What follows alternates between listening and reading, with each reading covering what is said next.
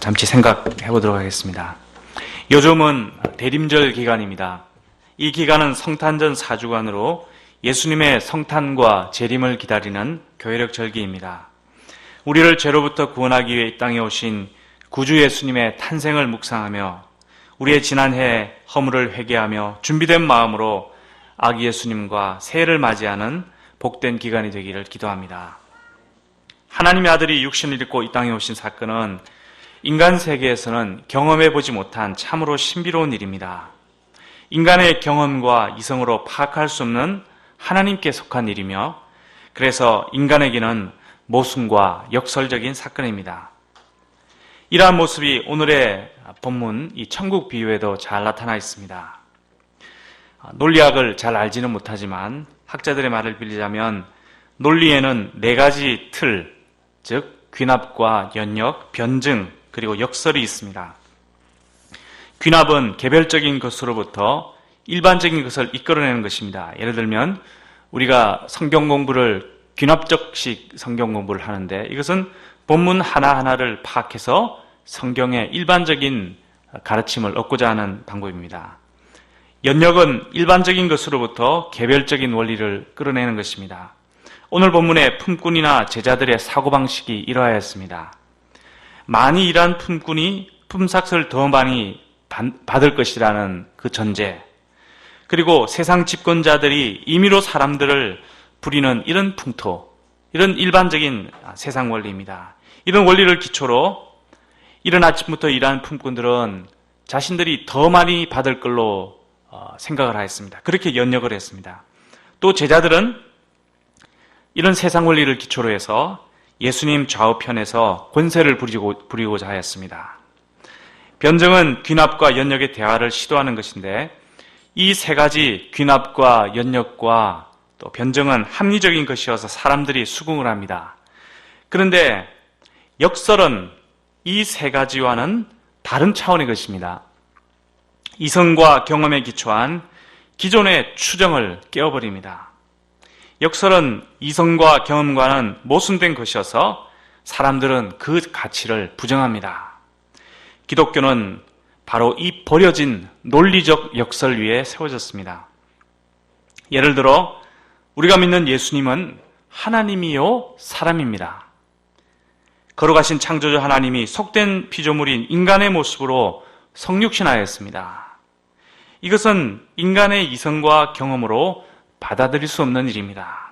이러한 역설이 우리 신앙의 근간이 됩니다. 첫 번째 비유에서 천국은 마치 품꾼을 얻어 포도원에 들여보내려고 이른 아침에 나간 집주인과 같다고 하였습니다. 집주인인 하나님은 사람들이 포도원에 나가 일을 하여 먹고 살 수 있는 기회를 주었습니다.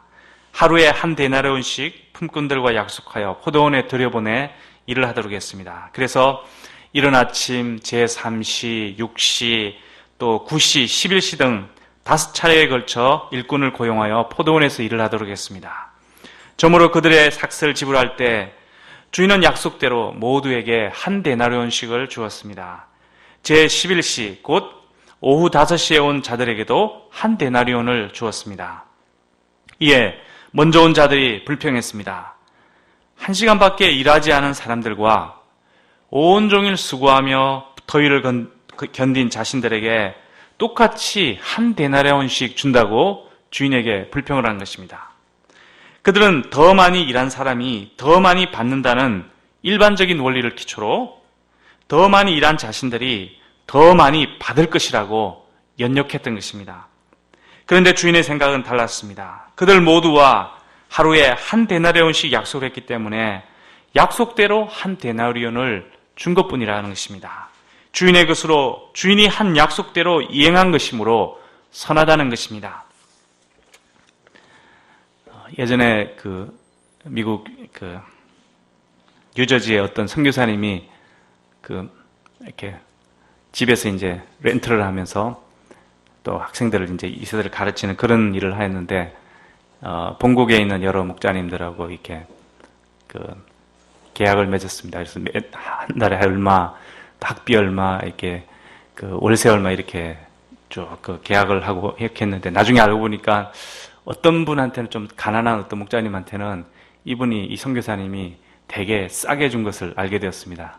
그래서 이제 어떤 분이 왜 불평등하게 하냐, 왜 차별을 하냐 이렇게 물으니까 그 선교사님이 하는 말이, 아니 선교사님은 저하고 이렇게 이만큼 주기로 약속하지 않았냐고, 근데 이분에게 더 주고 하는 것은 상관할 일이 아니지 않냐고, 그렇게 이제 이야기를 했다고 했습니다.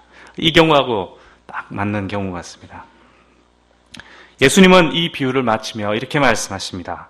이와 같이 나중된 자로서 먼저 되고 먼저 된 자로서 나중되리라. 사람들은 먼저 된 자는 먼저 되고 나중된 자는 나중된다. 큰 자는 크고 작은 자는 작다. 이렇게 생각을 합니다. 전자가 후자보다 훌륭하고 또 잘하고 의롭다고 생각합니다. 더 일을 많이 한 자, 또 먼저 하나님의 자녀가 된 자, 복음 역사를 위해 더 많이 수고한 자, 신학년수가 많은 자, 바리새인처럼 열심히 신앙생활을 하는 자 등 먼저 된 자에게 더 많은 칭찬이 있을 것이라 기대를 합니다. 그러나 예수님은 나중된 자가 먼저 될 수도 있다, 먼저 된 자가 나중될 수도 있고 이렇게 말씀하십니다. 오후 5시에 와서 1시간만 일한 자, 세리와 창기처럼 늦게 회개하고 하나님의 자녀가 된 자, 복음 역사를 위해 많은 일은 하지 않았지만 자기에게 주어진 시간 동안 믿음으로 최선을 다해 수고한 자, 신앙 연수는 짧지만 진실되게 믿음 생활을 한 자 등 나중된 자가 먼저 된다고 예수님은 말씀하십니다. 이는 많은 노동시간, 많은 헌신의 시간보다 더 중요하고 본질적인 것은 이 모든 것을 가능하게 하신 포도원 주인의 은혜, 예수님의 은혜를 말하는 것입니다. 많이 일한 자나 적게 일한 자나 모두 주님과 한 데나리온의 약속을 하였기 때문에 천국에서는 모두가 차별 없이 칭찬받고 또 차별 없이 대접받는다는 것입니다. 그러므로 천국에서는 사람끼리 비교하며 우쭐대거나 또 한편으로는 주눅드는 이런 것이 아니라 모두가 하나님 앞에서 존귀한 자로 서야 한다는 것입니다. 인간의 행위를 따라 상급의 많고 적음을 결코 주장할 수 없다는 것입니다. 이는 계산적으로 보면, 숫자적으로 보면 모순처럼 여겨질 수 있겠지만 노동시간이나 인간의 행위가 아니라 주님과의 약속, 주님의 그 주권과 은혜를 중심으로 생각한다면 이것은 모순이 아닌 것입니다. 이러한 천국의 역설은 모든 이들에게 하나님의 정의를 가져다 줍니다. 큰 자나 작은 자나 먼저 온 자나 또 늦게 온 자나, 특히 연약한 자, 작은 자, 낮은 자들에게 이 천국의 역사는 소망이 됩니다. 우리 주님의 천국은 모든 인간에게 평등하게 열려 있습니다. 거기는 인간의 행위와 업적과 힘을 자랑할 수 없는 곳입니다. 먼저 된 자 나중되고 나중된 자 먼저 될 수 있는 역설의 나라요, 또 역전의 나라요, 그래서 우리에게 소망의 나라가 됩니다. 17절에서 19절은 예수님께서 인자의 고난에 대해서 말씀하시는 부분입니다. 인자가 고난을 받고 죽임당하고 제3일에 살아날 것을 말씀하십니다. 이는 인류 구원을 위해 꼭 필요한 일이었지만 제자들은 이 천국의 비밀을 알 리가 없었습니다. 이는 인간의 논리와 또 경험으로 결코 풀 수 없는 문제였습니다. 인간적인 생각에 매여 사는 제자들의 모습은 예수님의 좌우편에 앉고자 하는 데서도 잘 나타났습니다. 세베대 아들의 어머니가 두 아들의 자리를 예수님께 청탁했습니다. 주님의 영광 중에 오른쪽 왼쪽에 자기 아들을 앉게 해달라 했습니다. 이를 보고 10제자가 심히 분이 여겼습니다. 예수님은 이 10주 제자들의 이런 모습을 보시면서 그들에게 이방인과 같은 마음, 이방인처럼 남 위에 군림하고픈 마음이 있음을 보셨습니다. 이방인의 집권자들이 사람을 임의로 주관하고 그 고관들이 권세를 부리는 것처럼 천국의 일꾼들이, 천국의 백성인 제자들도 이렇게 살고자 하는 것을 보셨습니다.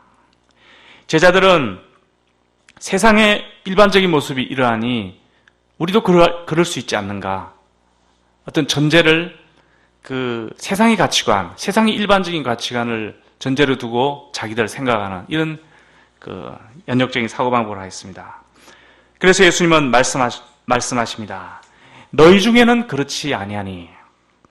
천국 백성은 세상의 일반적인 원리대로 살아서는 안 된다 말씀하십니다. 너희 중에는, 즉 천국 백성들의 모습은 다르다 하는 것을 이야기합니다. 누구든지 크고자 하는 자는 섬기는 자가 되고 누구든지 으뜸이 되고자 하는 자는 종이 되는 것, 이러한 것이 바로 천국의 모습이라는 것입니다. 이것은 세상의 원리와 정반대입니다. 그러므로 이런 자가 큰 자가 된다는 것은, 큰 자가 이러한 일을 한다는 것은 정말 세상적인 관점으로 보면은 정말 모순이고 역설인 것입니다. 십자가 사건도 인간의 이성과 경험으로는 이해가 되지 않습니다. 십자가를 통한 부활의 영광, 이것도 그러합니다. 소경이 눈을 뜨는 것도 그러합니다. 그런데 이렇게 틀리고 모순인 것 같은데 말이 되는 역사가 일어나는 것, 이것이 바로 천국인 것입니다. 모두가 한 데나리온을 받는 역사가 천국에서 일어납니다. 약한 자도 한 데나리온을 받는 역사, 은혜의 역사가 일어납니다. 십자가 보혈로 죄를 대속했기 있기 때문에 그 죄의 삭신, 죽음의 문제가 해결되는 그 부활의 역사가 일어나는 곳이 천국입니다. 주님께 은혜를 구하는 소경은 눈을 뜨고 스스로 잘 본다고 교만한 자들의 눈은 감기는 이런 역사가 천국에서 일어납니다.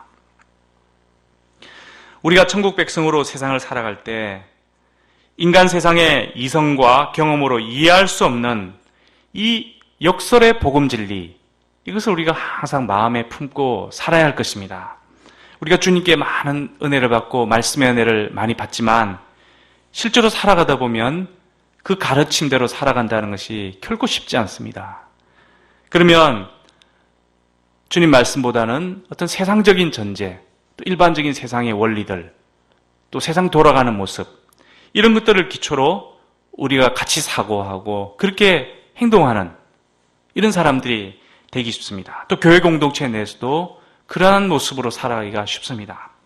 그러나 천국의 백성, 천국의 모습은 이런 것과 달라야 합니다. 우리가 이런 역설의 복음, 그 복음 진리를 따라 살고자 할 때 어떤 일이 일어납니까?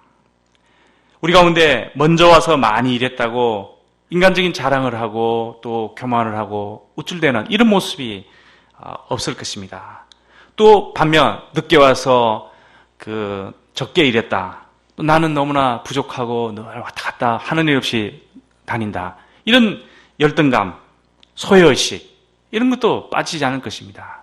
저 사람은 아침에 일찍 와서 주님과 한 데나리온 일하기로 계약을 했고 나는 3시에 6시, 11시에 와서 주님과 이렇게 예수님 피로 이렇게 계약을 맺고 이렇게 믿음으로 살고 있는 것입니다. 그러니까 주님 앞에 생각해야 될 것이지 서로 누가 많이 했는가, 적게 했는가, 누가 먼저 왔는가, 뒤에 왔는가, 사람 사이에 비교할 문제가 결코 아닌 것입니다. 또 세상처럼 남위에 군림하고 또 어떤 권세로, 어떤 힘으로 이렇게 사람들을 좌지우지하는, 권세를 부리는 이런 모습을 우리 천국에서 역설의 이 복음 진리를 우리가 마음에 깊이 품고 있다면 이런 모습을 갖지 않을 것입니다. 또 신앙생활을 많이 하고 내가 예수님을 잘 안다, 말씀을 잘 안다, 물론 이제 많이 압니다. 그러나 정말 잘 알고 잘 보고 다닌다, 이렇게 생각하는 이런 영적 소경의 모습을 우리가 가지지 않게 될 것입니다.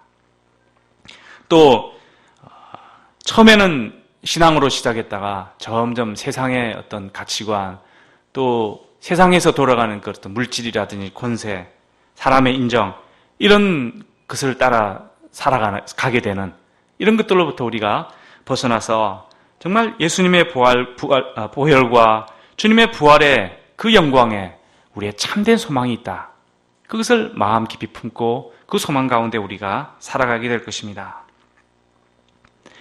이제 이 땅에 한 아기의 모습으로 겸손하게 오신 이 하나님의 아들을, 예수님을 더욱 많이 생각하는 성탄의 계절이 되었습니다. 이 아기 예수님 안에 하나님이 계시고 천국이 있고 구원이 있고 소망이 있고 우리의 삶의 길이 있습니다. 우리가 이 예수님을 만나고 경배하고 배우고 실천하는 참된 성탄절이 되도록 우리가 이 대림절 기간을 잘 보내야 할 줄 믿습니다. 오늘 제목을 천국의 역설이라고 한 데는 또 한 가지 이유가 있습니다. 우리가 천국 백성인데 천국 백성답지 못한 천국에 들어왔는데 천국의 백성인데 그렇게 답지 못하게 살아가는 천국 백성의 역설, 이것이 우리 속에 가만 보면 있다는 것입니다. 예수님을 잘 알고 주님 말씀 잘 알아 순종하고자 우리가 예를 쓰는 가운데 우리가 어느덧 우리 자신도 모르게 마음이 교만해지고 높은 마음을 품고 살아가는 것이 아닌가 돌아보게 됩니다. 또 예수님의 십자가와 부활을 잘 알고 또 잘 믿지만 이 십자가의 고난과 희생과 또 버림과 자기 희생, 이런 것을 막상 현장에서 내가 부딪힐 때 정말 그것을 감당한다는 것은 쉬운 일이 아닙니다. 이것을 자꾸 회피하는 우리 자신의 모습을 보게 됩니다. 또 인자이신 예수님처럼 섬김의 삶을 살아가고자 우리가 많은 예를 쓰고 있지만 또 어느덧 한편으로는 굴림하고 주관하고 큰소리치고 내 그 감정대로 함부로 행하는, 작은 자들에게 그냥 함부로 행하는 이런 우리 자신들을 볼 때가 많이 있습니다. 또 잘 본다고 생각을 하지만 또 보는 것이 옛날보다 많아졌지만 우리가 못 보는 것이 정말 많은 영적인 소경이라 하는 것을 깨닫게 됩니다. 이처럼 우리의 마음은 천국 백성으로 살아가려 하지만 우리가 이 세상 속에 살아가며 세상의 가치관, 또 세상의 일반적인 원리와 전제들, 이런 것들을 따라서 우리의 경험과 이성, 이런 것들을 더 많이 의지하며 살아갈 때가 많은 것 같습니다. 심지어는 아기 예수님이 오셨지만 잘 보이지 않을 때가 있습니다. 성탄의 때가 되었는데 작은 아기 예수님이 과연 누구인가? 한편으로 알고 있는 것 같은데 아직 이 예수님이 마음으로 깊이 다가오지 않습니다. 또 이 아기가 나의 이 힘들고 고단하고 바쁘고 정신없는 이 삶 속에서 어떻게 무슨 의미를 갖고 어떤 일을 하시는가 생각이 될 때가 있습니다.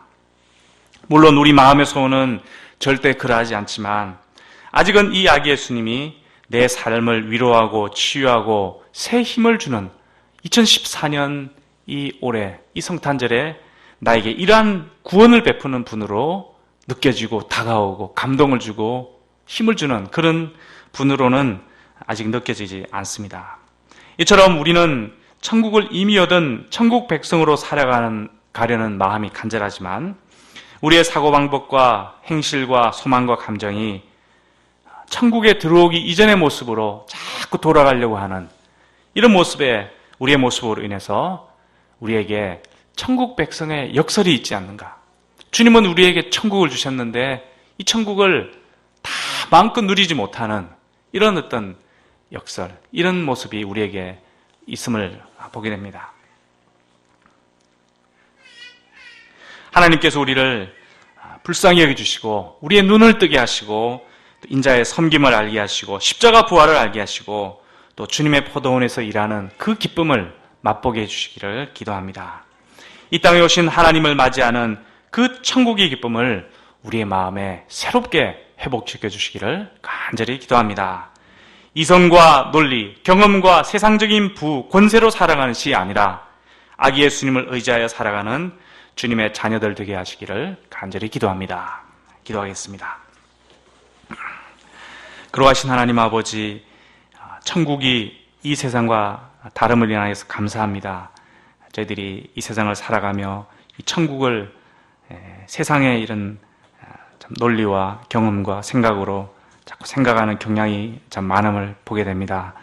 참 저희들이 항상 예수님을 바라보게 하시고 주님의 말씀을 기억하게 하시고 그 말씀과 주님의 모습 따라 살아가는 가운데 천국에 참 주님 주신 기쁨과 행복을 참 맛보며 살아가는 주님의 자녀들 되게 도우시기를 간절히 기도합니다. 이 성탄의 계절에 이 아기 예수님을 간절히 기다리고 간절히 찾고 주님을 온 마음으로 영접하고 만나며 경배하고 주님께 영광 돌리는 이런 큰 축복과 기쁨이 제 가운데 가득하게 축복하여 주시옵기를 간절히 기도합니다. 감사드리며 예수님의 이름으로 기도하였습니다. 아멘.